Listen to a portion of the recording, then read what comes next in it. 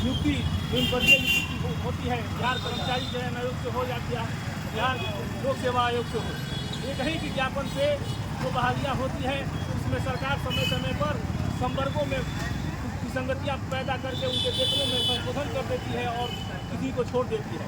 अभी फिलहाल के दिनों में आपने देखा होगा कि राजस्व कर्मचारी के कुछ दिनों के हड़ताल या एक प्रदर्शन पर सरकार से ये समझौता हो गया कि राजस्व कर्मचारी को हम 2800 का ग्रेड देंगे, जबकि उसी परीक्षा में हमारे जो निम्नवर्गीय लिपिक हैं उनका 1900 का ग्रेड ही रह गया है। और उनके साथ साथ और भी कई मांगों को सरकार के द्वारा उनको अनुमोदन करके भेजा गया है। ऐसी स्थिति में हमारे जो लिपिकीय संवर्ग के कर्मी हैं उनके अंदर एक आक्रोश है। कारण ये लिपिकीय संवर्ग के लोग अपनी पूरी जी तोड़ मेहनत करके, दिन रात मेहनत करके विकास के कार्यों को करते हैं और कार्यालय में तो सभी नीति नियमों को आगे बढ़ाते हैं, परंतु इनके साथ सरकार दोगली व्यवहार करती है। कारण इसका है कि हम समय नहीं दे पाते अपने संघ को, संगठन को। साथियों, इसकी विशेष आवश्यकता है। अगर हम लोग नहीं देंगे तो ऐसे ही ये सरकार जो है विभिन्न संवर्गों में विभेद पैदा करके और अलग अलग कर देगी। आपने फिलहाल अभी देखा होगा, अभी सरकार जो है हमारी जो संवर्ग है उसको राज्य स्तरीय बनाने पर लगी हुई है।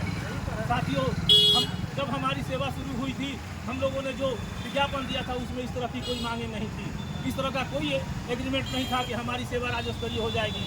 सरकार जो है अपनी नीति लगाते हुए अभी कुछ दिनों पहले पंचायत सचिव का सेवा को राज्य स्तरीय बना दिया, उससे पहले राजस्व कर्मचारी के सेवा को राज्य स्तरीय बना दिया।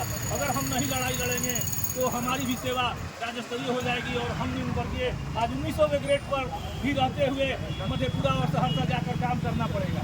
इसलिए साथियों, आपकी इस चट्टानी एकता की हमें बहुत आवश्यकता है कि और ये लड़ाई हम लोगों को अगर सरकार नहीं मानती है तो हमें हड़ताल में जाना होगा, हमें लड़ना होगा और लंबी लड़ाई लड़नी होगी।